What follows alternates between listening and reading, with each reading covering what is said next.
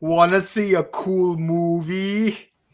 Do you want to HBO and chill?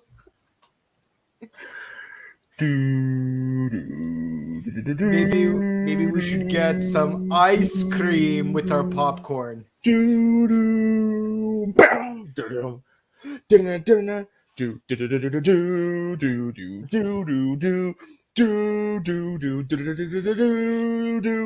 see, that's what I was hoping for.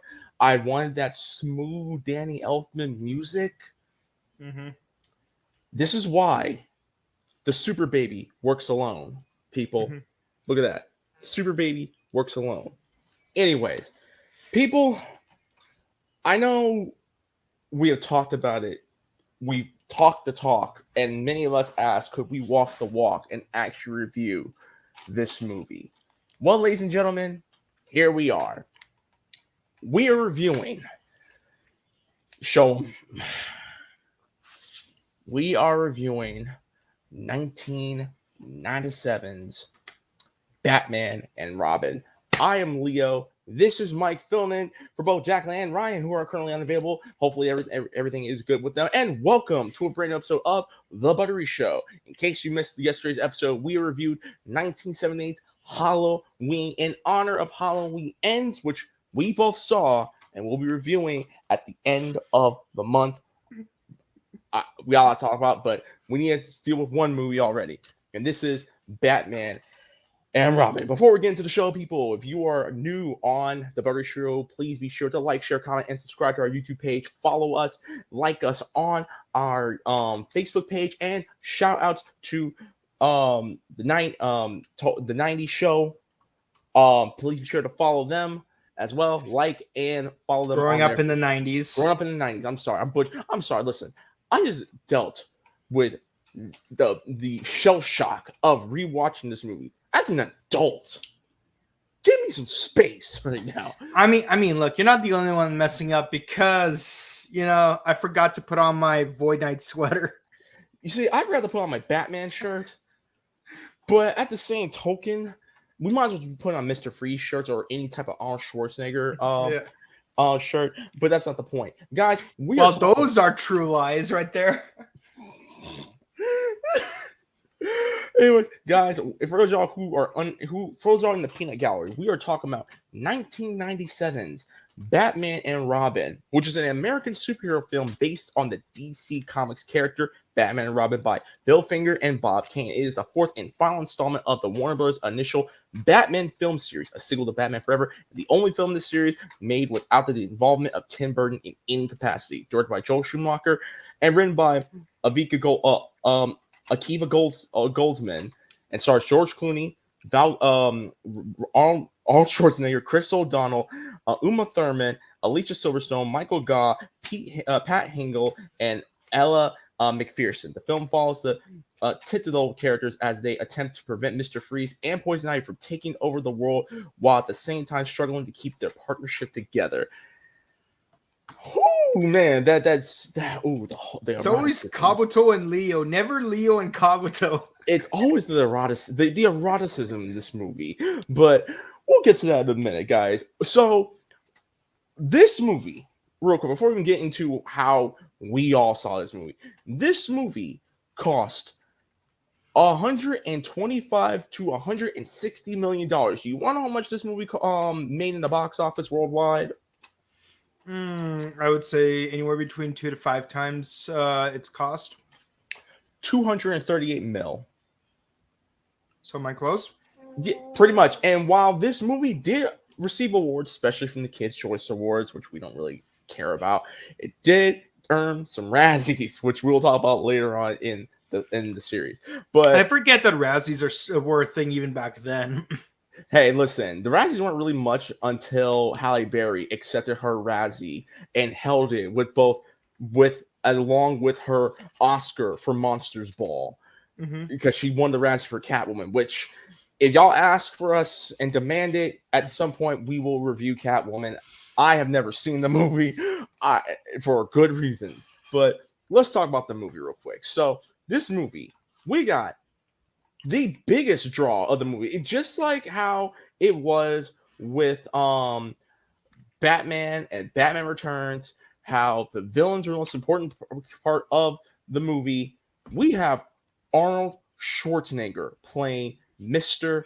Freeze.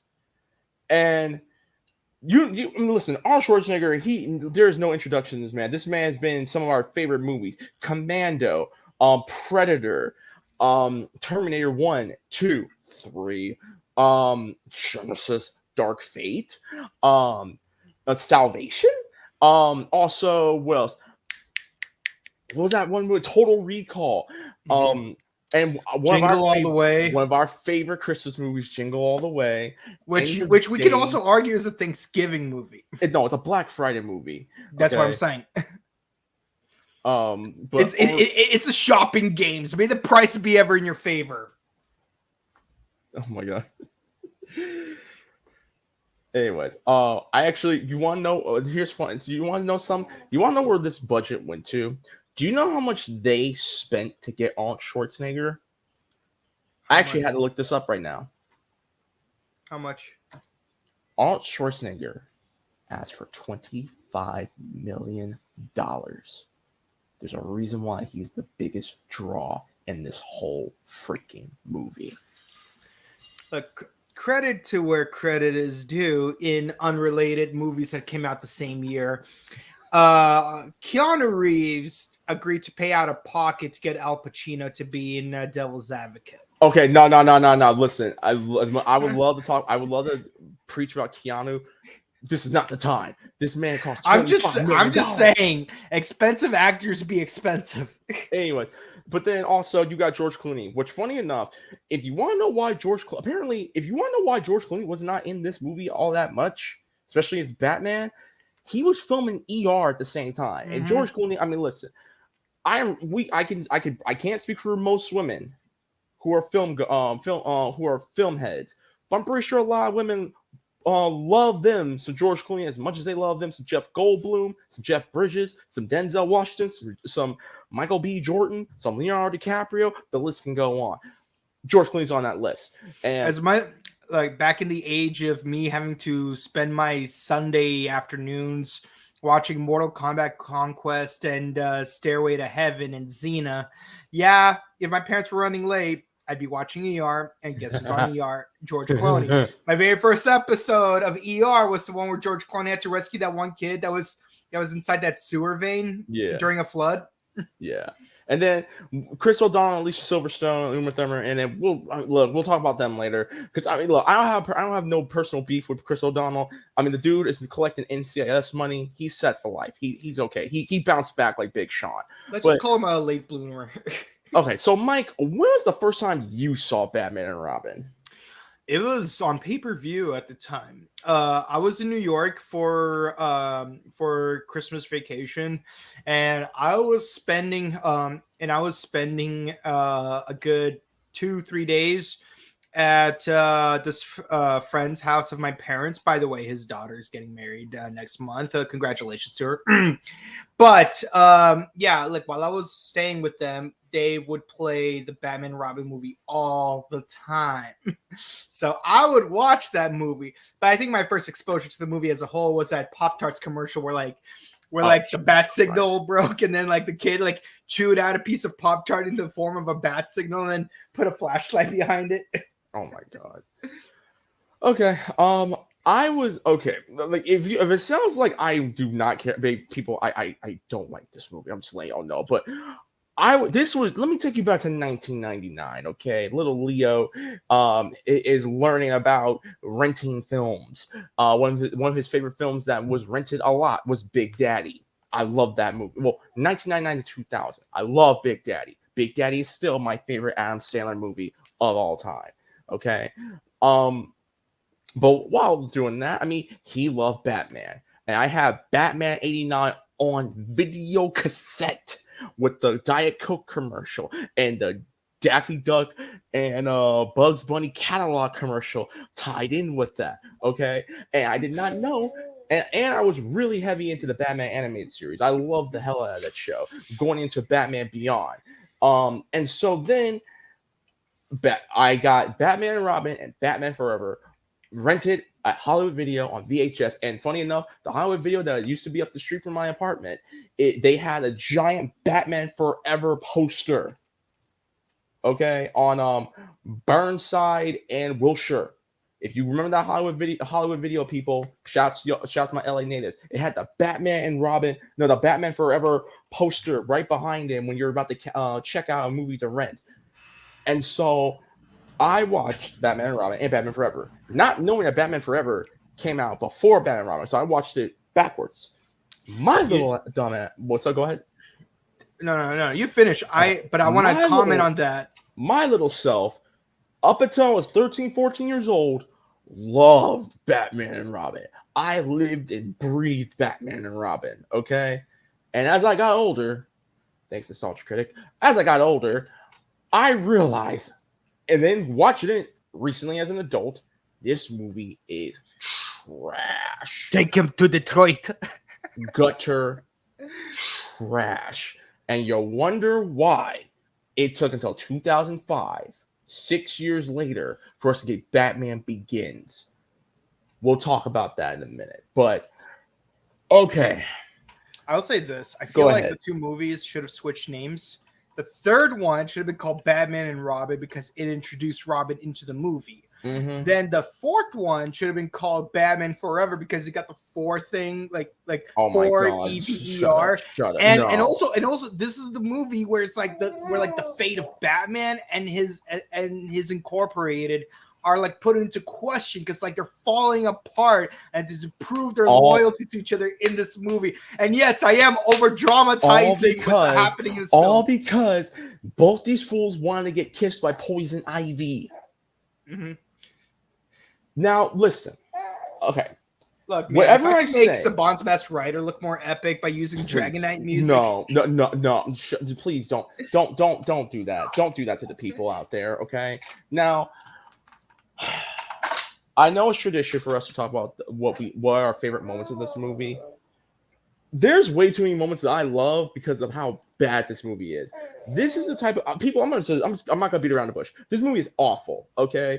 But at the same time, it's one of those so bad it's actually freaking hilarious movies. This movie is so bad, and now Bat Baby's out. This movie is so bad that it needs to be watched. If you have never watched this movie, by the way, spoilers, we're gonna be spoiling the hell out of this movie. If you have never watched this movie before, you have to see it for yourself. You have to see it to believe it on how bad this movie is. Like, hell, I'm going to show him this movie when he's like 5, 6 years old. Obviously, he's going to love it. But I'm going to show it to him again 7 years later. Be like, you still think this movie's good?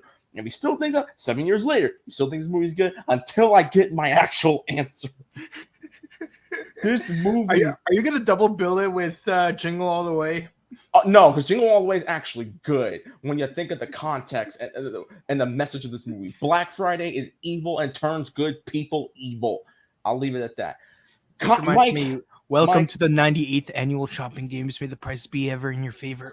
Mike, what were your favorite moments of this movie? Literally any moment with Schwarzenegger in it.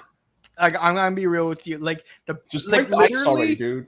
Like literally, you know how most people like when you ask anyone on the street, like freaking Billy Eichner on the streets, like what was your favorite scene in Dark Knight? 100% of people, and no, I'm not generalizing, I'm not hyperbolizing. 100% of people on the streets would say that their favorite scene from Dark Knight was a scene that somehow involved Heath Ledger as the Joker. The same applies to this movie with. Don't worry, don't keep going. The same applies with Arnold Schwarzenegger's Mr. Freeze for this movie. 100% of people will ask, 100% of people will say, "What is your favorite part in the movie?" They're gonna say it's gonna be some kind of scene that involves Schwarzenegger. Maybe it's Mr. White Christmas, Mr. Snow. Maybe it's the opening museum fight scene. Maybe it's the part where he's flirting with freaking Poison Ivy. But the point is, no one will ever pick the scene where like, oh, Batman's by Alfred's bedside, or the part where what's her name? Barbara is on a motorcycle race. No, it's a Mr. Freeze scene. Oh yeah, I forgot. Alfred is dying of what, Lou Gehrig's disease or something like that. Some kind of disease that conveniently Mr. Freeze's wife also has. I said Lou Gehrig's disease. Oh my goodness. McGregor syndrome. There you go, McGregor syndrome. No, Lou Gehrig's disease sounds bad. I'm joking. Okay. I hate to say this, but you're right. No. You want to know what's one of my favorite parts of this movie that's not involving Mr. Freeze? It's how Poison Ivy is created. Do you want to know why? Because because he's like, you know what? I understand. I'm afraid I don't really take criticism so well. I'm afraid you'll have to die. I'm like, what the fuck? Yeah, this would probably be the one exception because that scene was just so damn funny. I should have known you were this evil. I thought we believed the same vision. It's like, I don't take rejection very well. I'm afraid you're gonna have to die. Funny enough, do you want to know who that guy was? Because Poison Ivy comes back and kills the doctor and then also takes Bane. Do you want to know who that guy was? Okay. Don't tell me it's Hugo Strange. No. Lex Luthor's daddy from Smallville. Oh, yeah. John Glover. Yes, people, the guy who plays the scientist that Poison Ivy kills in this movie will later go on 4 years later to be Lex Luthor's daddy in Smallville, and also is the voice of the Riddler, and then about a decade and a half later ends up in Shazam. Somebody save me. The John Glover multiverse is real, people. Anyway, no, that's one of my favorite parts. The other, honestly, don't tell me it's the auction scene. Oh no, God, no! That action scene hurts me on a personal level. Like Michael Jordan, I took that scene very personally. Okay, no, my other favorite scene is when Robin is like going to Poison Ivy's like, I just want to make sure you really had a deal that you're gonna change the area of your ways. Excuse me? Okay. Let's. Oh no. That one and the chase scene with Mr. Freeze. I can make it. Secure lock and cycle. Ah! And then Batman proceeds to pose after Mr. Freeze freezes his Batmobile, ejects himself. It's a really dope scene. It is really cool. You would think we're about to get a dope fight scene between Batman and Mr. Freeze. Now it ends in just. And he does a JoJo pose, and that's it. Yeah. We really just watched Batman do a JoJo's pose. Why? It is what it is. Okay. Well, I will say this: I think we can both agree, because honestly, this is going to be the Arnold Schwarzenegger show. We can both agree that Arnold Schwarzenegger legit takes the cake. Mm-hmm. The Governator takes the cake for being the best part of this movie, because other than that, this movie is not good. You gotta be a bad movie if everyone, including the actors and the director himself, said that this movie is trash. Mm-hmm. I don't know if you've ever seen the commentary for this movie. No, I have. Or listened to the commentary. Yeah. Listen, people, if you want a real treat, own Batman and Robin on Blu-ray DVD. Yeah, Blu-ray DVD. And listen to Joel Schumacher's audio commentary. Rest in peace to Joel Schumacher. I know Joel Schumacher made a bad movie like this, but Joel Schumacher has a catalog of movies and TV shows that he has worked on that are really, really good. Joel Schumacher is apologizing the entire hour and 40 minutes. It's like, yeah, I'm sorry, I made that decision. That was a dumb decision. Oh yeah, that decision. Yeah. That was bad. That was okay. Bad. For me, what's really funny is that like when he said like that, it's like when he said, by the way, I want to apologize to everyone. I didn't mean to offend anyone. It was not my intention. Immediately, I am imagining like freaking Samuel Jackson in Joker makeup going, "Oh, you want to talk about intentions? Well, right. Allow me to retort. What does Batman look like? What? I said, what does Batman look like?" And then you go with the whole Michael like Keaton? say what one more time, say what again. He wears black and he's got a cape. Does he look like a gimp? The bat nipples come back. Oh my god, you had to segue to the bat nipples. I'm not. The only person who dresses Batman like a gimp is Miss Selena Kyle. Oh my god. Oh, here you go. I know I'm gonna say kill and kiss. Anyways, like I would have done the whole scene, but the thing is, I know we're pressed for time, so I'm not gonna. Anyways, but no, I will say this. Hold on. Oh my. Did you really put the bat credit card? Okay, I'm done. Okay, no. And here's the thing. Again, like we're gonna go all over the place. What was the one scene? I'm gonna ask because we gotta get into the things that really irk us about this movie. Mike, what scenes truly irked you to your core, where you, like Michael Jordan, took it personal? Go ahead. Well, I think you already know, considering how many episodes of Kamen Rider Saber we already reviewed. Oh, it's always Batman and Robin, not Robin and Batman. I want my own Robin signal in the sky. And I don't like Pickle Ginger. And yes, the bad credit card was really stupid. I'm gonna be real with you. I had this one friend that loved this movie so much that for their birthday, I gave them a gift card, and I made the gift card look like a Bat credit card. And for the 16-digit credit card number, I wrote 9132-2085-1201-3114, which translates to "I'm the Batman." If you turn the letters into digits. I put that much thought into it. But the point is, the Bat credit card bleep my childhood, will you? Shout out to Doug Walker, just saying. Oh my god. Okay, if that's the case here, yeah, I think Robin's scenes were cringe. And here's the thing. They really whoever Akiva Goldsman, we'll get to her in a minute, but they really bastardized Robin's character. And keep in mind, this is supposed to be Dick Grayson Robin, okay? Not Jason. Like, if they were trying to do like a Jason Todd Robin, that I can understand. Jason Todd Robin was always whining and complaining. We all know that. It's the reason why they killed him off in Death of the Family.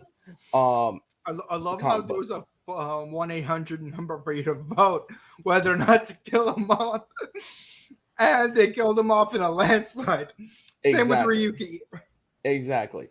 So yeah, like we understand, but this is supposed to be Dick Grayson. Also, I'm sorry, how old is Dick Grayson supposed to be? Because if Barbara Gordon is supposed to be like what, a teenager or like some freshman college student, she's like a sophomore in college. Okay. Oh, snappy. Okay, it's okay. It happens. Yeah, I'm over here like, bro, you are like in your 30s now, like, and you're still with this Bruce Wayne guy who's like clearly in his 40s. What's going on? Mm-hmm. And also the whole thing with Barbara, this was my cringe moment.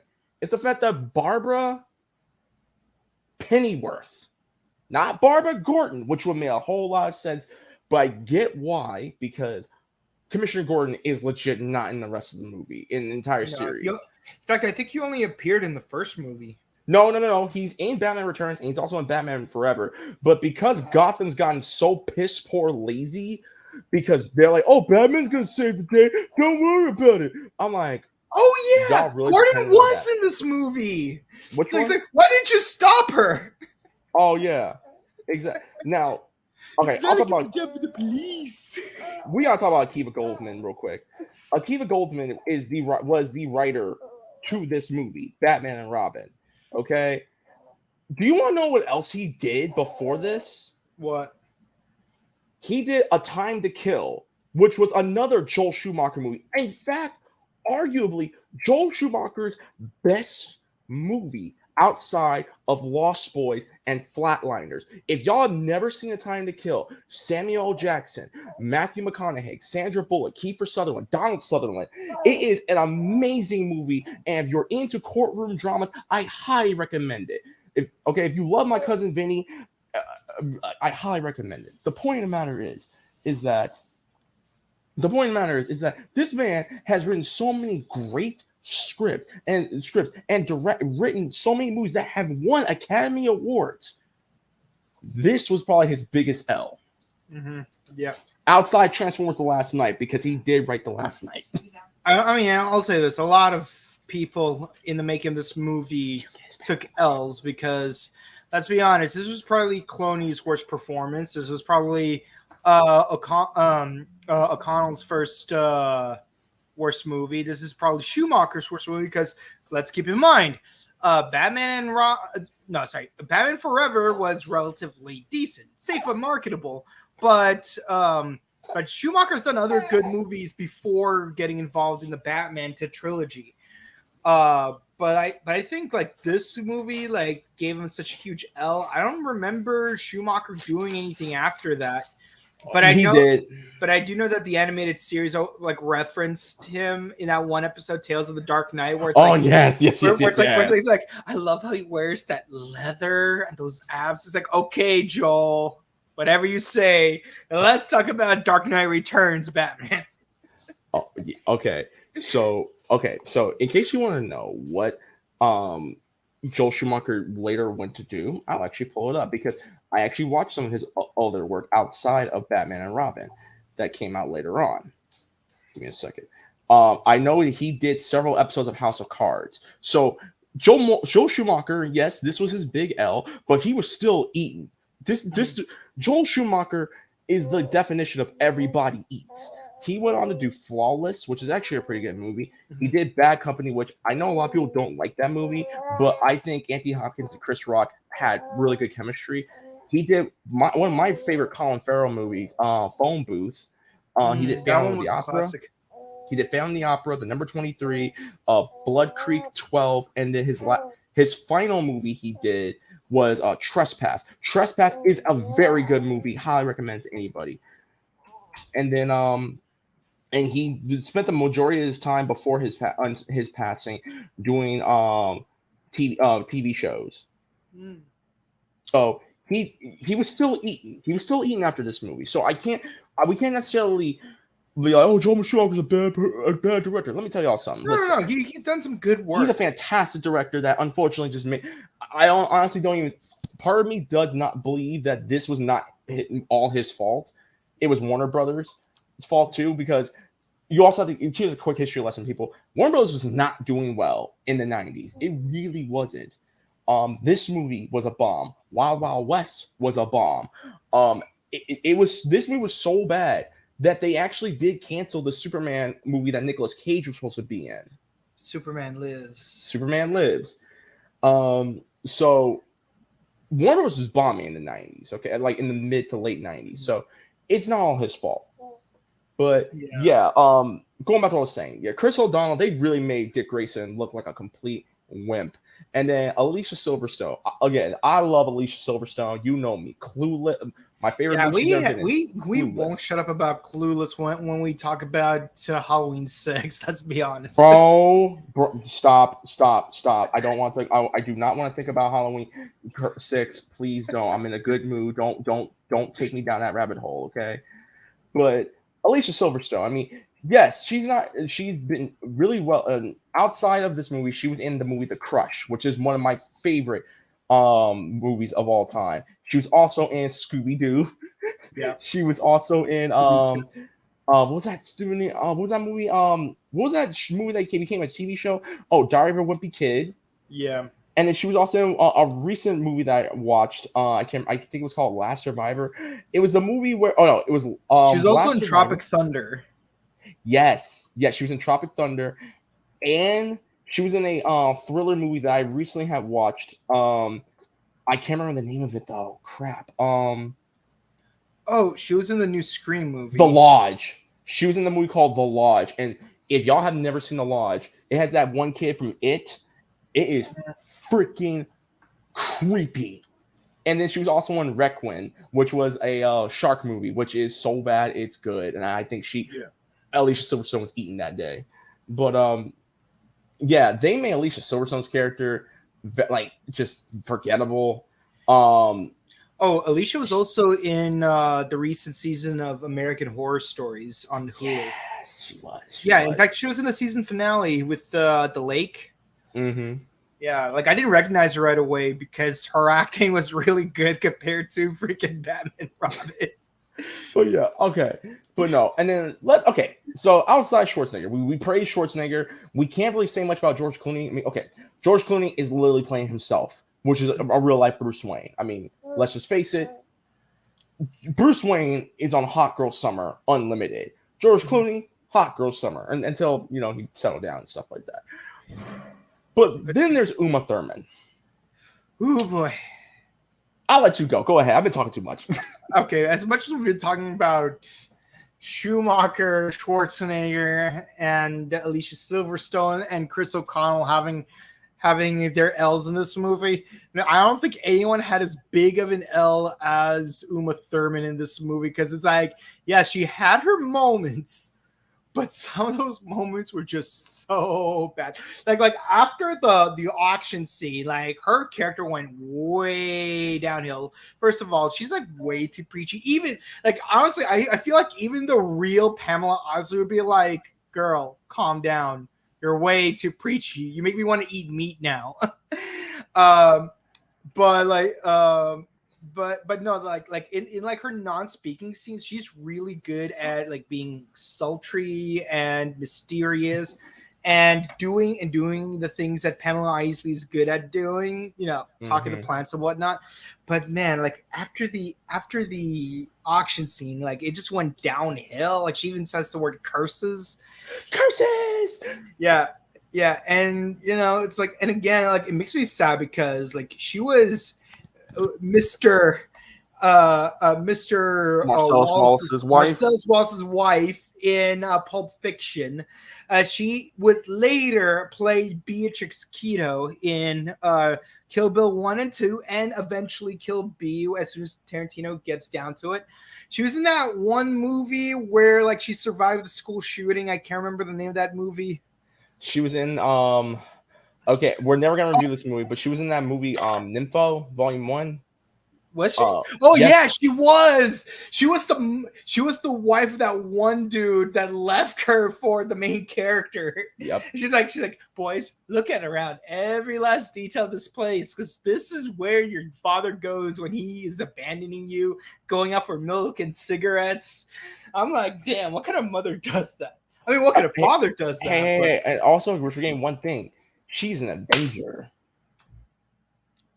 But she's also an Avenger. And she, oh yeah, you got it. Okay, well, you had to say it a couple of times with Ralph Fiennes. Yes, people. You mean Ralph Fiennes? Yeah. Yes, people.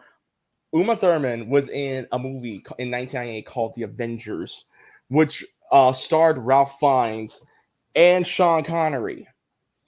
And you would think, and it's not based off a Marvel title. It is based off a British serial back in the 60s. The movie is terrible. I like it was the first nail in Sean Connery's retirement, and then Lear Extraordinary Gentleman was the final nail in his career. That movie was so funny. It's like she gets a phone call, tell you to get the door. It's like, why not just get the door?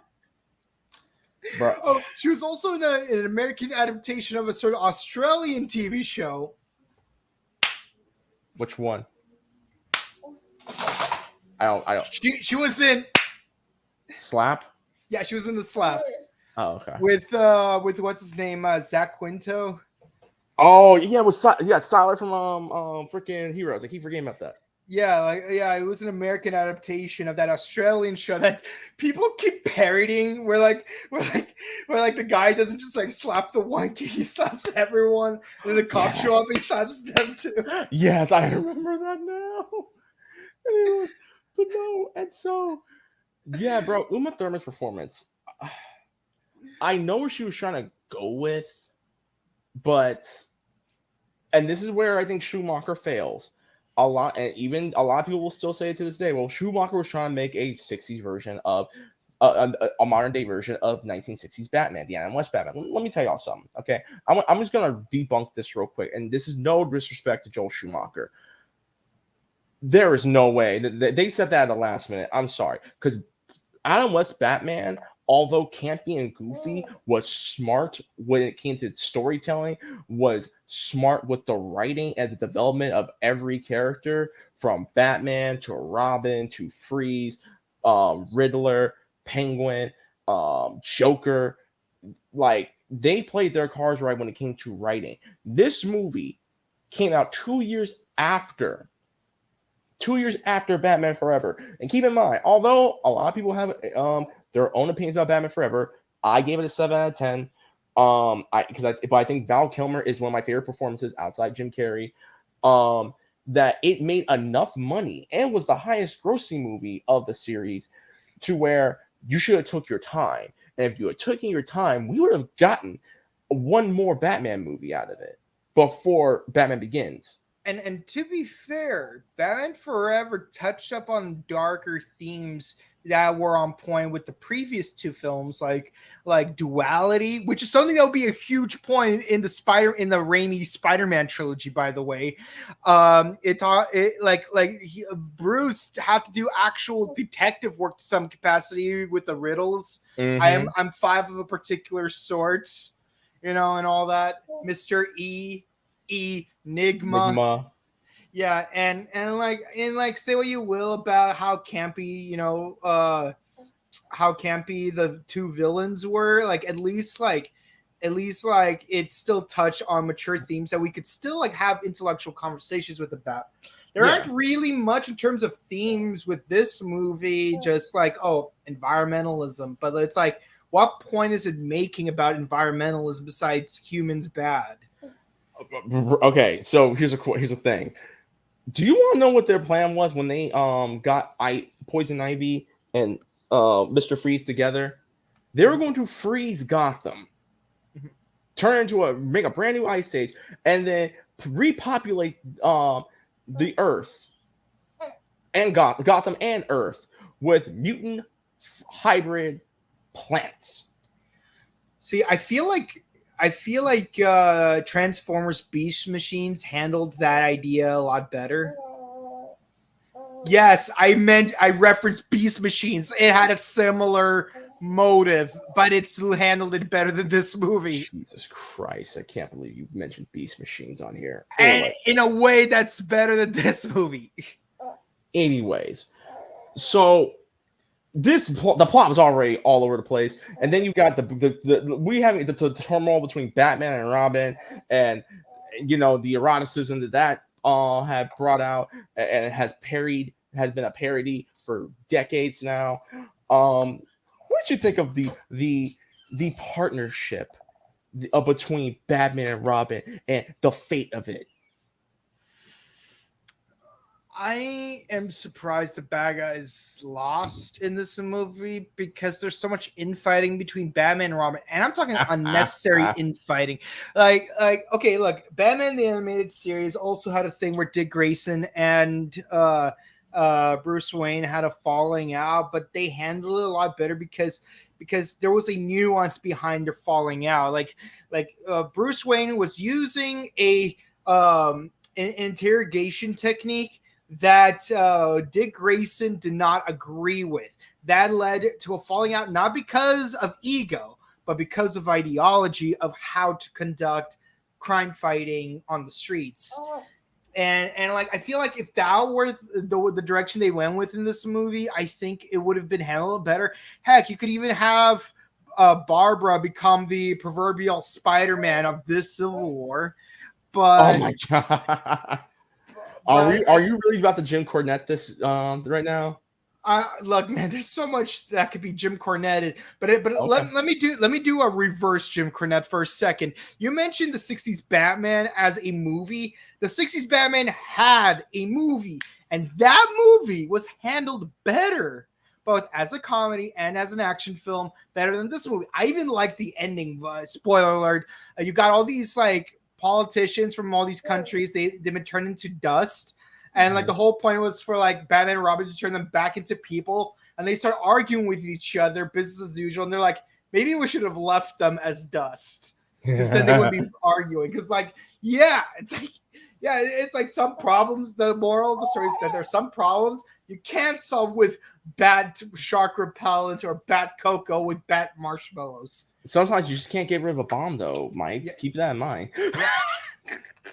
Cowabunga, my guy. Shut up. Don't mix a good pun with a bad pun. I'm gonna break the ice right now. Okay, so here's the thing. Then we have Bane. We haven't even talked about Bane because Bane's in this movie, but he's just mindless henchman. And granted, you understand what he says. This is not a shot at Tom Hardy's Bane. I love Tom Hardy's Bane, but at least you can understand what Bane is saying. Okay, but these are three. Like you would think, three of Batman's most dangerous enemies in his rogues gallery. You would think this would make for a fantastic movie. And Joel Schumacher knows how to make fantastical movies. The Lost Boys is a good example. No, and I don't know, maybe it's because George Clooney wasn't on the set the entire time because he was filming ER next door. But no, we didn't get that. All we got was puns, ice puns. Also, no, I'm not done.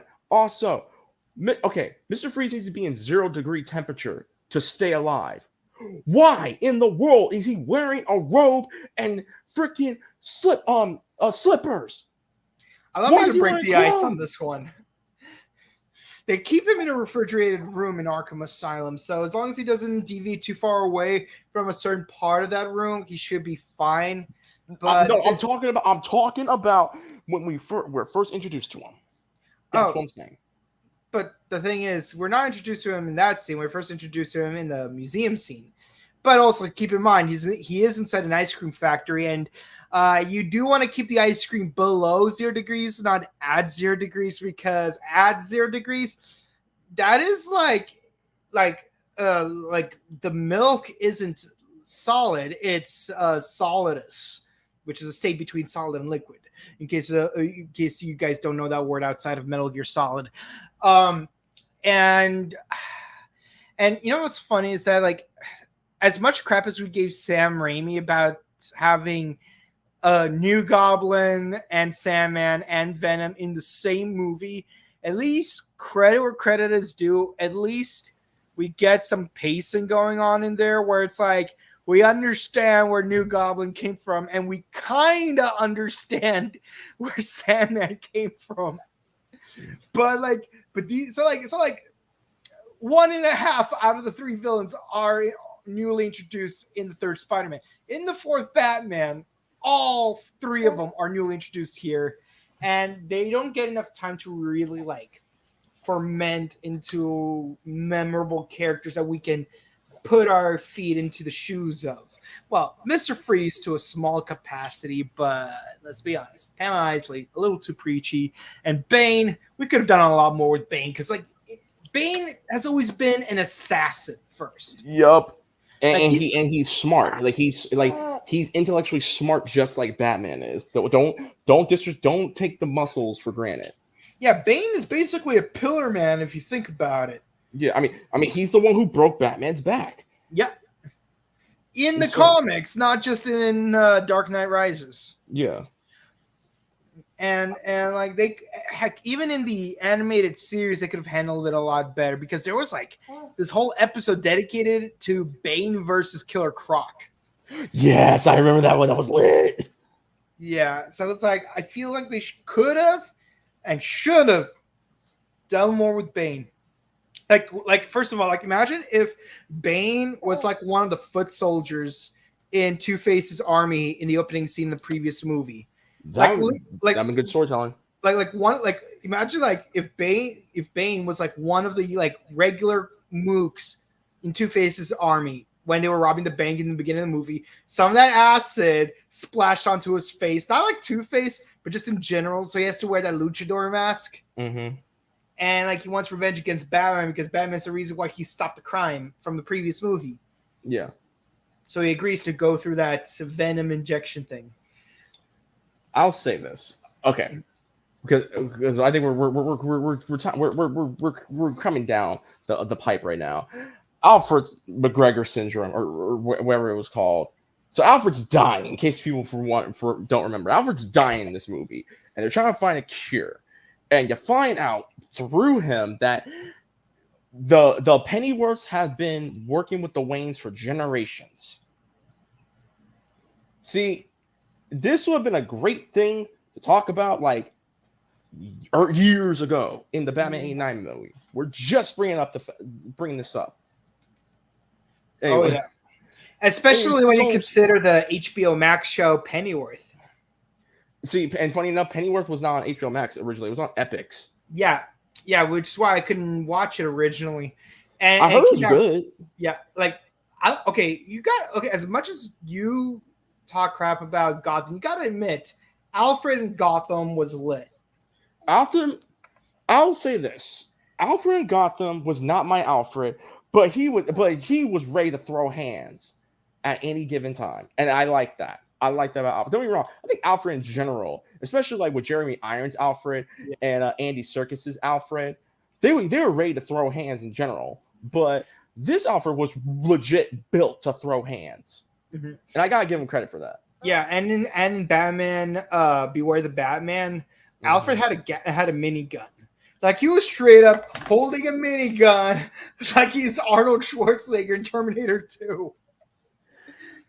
So they find the cure because you find out that Poison Ivy tried to murk Freeze's wife, and in the climax of the fight, of the final fight, because Barbara, Bruce, it's me, Barbara, Batgirl. Like, that's right, not really PC. What about Batwoman or Batperson? Okay, Catco Industries made a statement about this. Yeah. Girl power, come on, Kara. I call myself a girl. Do you think I'm lesser of a person because of that? Bro, listen, that's in Earth 38. Or I forgot, it's Earth Prime now because of Crisis on Infinite Earths. But before then, that was Earth 38. We're in Earth 97, okay? But I'll say this. So they find the cure. We get Batman and Robin and Batgirl in the same movie. We get the epic, dun, dun, dun, dun, dun, dun. That's it. Oh, and also Freeze makes one more joke. Take two and call me in the morning, just like Bear Aspirins. And is going to kill Poison Ivy. That was how we ended Mr. Freeze's story. Because now he knows that Nora is going to survive. So now before we get to the ratings, so apparently there was supposed to be another movie. I think it was called Batman Nightfall or something like that, or Batman Downfall. Yeah, if I remember correctly, Mr. Freeze not Mr. Freeze. Scarecrow is supposed to be the main villain, and they're supposed to introduce Harley Quinn as Joker's daughter from the first movie. Yep, and Joker was going to come back as a Force Ghost. They were going to get Jack Nicholson back as the Joker. And if I remember correctly, Scarecrow was also going to be played by Jeff Goldblum. I can see that. But I still say I want to see Nicolas Cage as Superman and Jeff Goldblum as Batman. I am the Knight. I am the Knight. The hammers of justice are unisex. Okay, so outside. Okay, I'm gonna go first when it comes to the ratings, and then we'll read some of the comments real quick. Yeah. This movie is just off. Okay, like I said, despite what we were gonna say about this movie for the next hour or some change, this movie is bad. I'm not gonna sugarcoat it. This movie is a terrible film.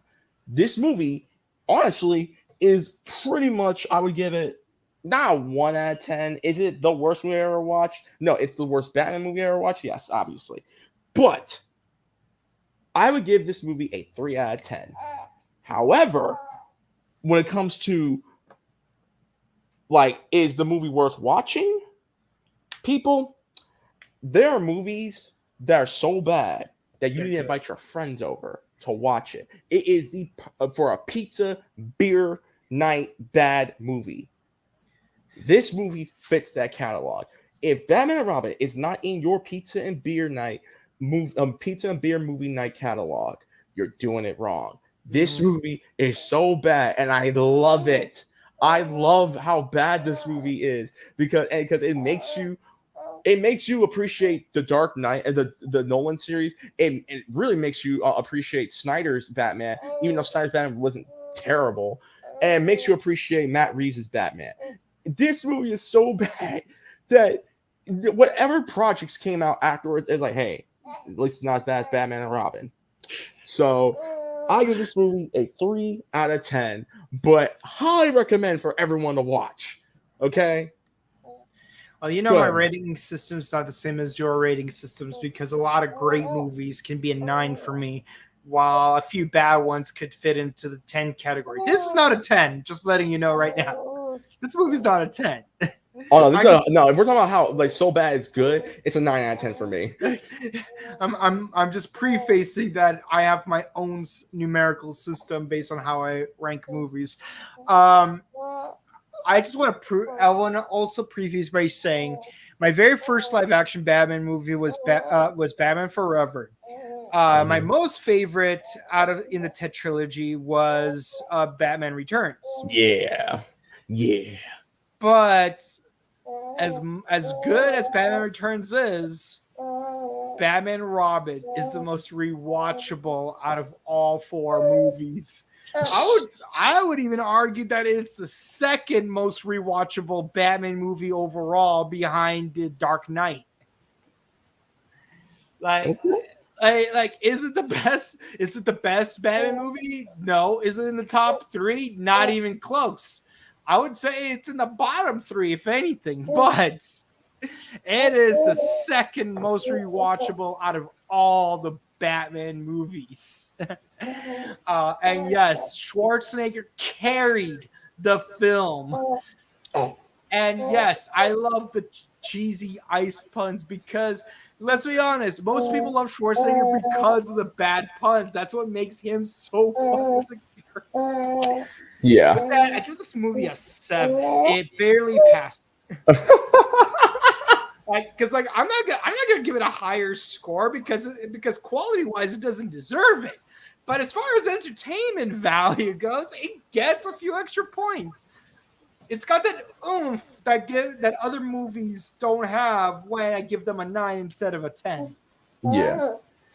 Anyways, like I said, this movie is bad, so bad it's good. Again, pizza beer night, people. This is listen, especially, or if you just coming home from the club with your boys and stuff like that, you got a couple of girls and who are movie geeks too. Like, hey, yo, you want to watch Batman Forever or Batman and Robin on Encore? Hell yeah, we'll order from that 24-hour pizza joint, got some beer in the fridge, let's do it, right? You know, I think I'm gonna rewatch the movie right after we finish this broadcast. Oh boy.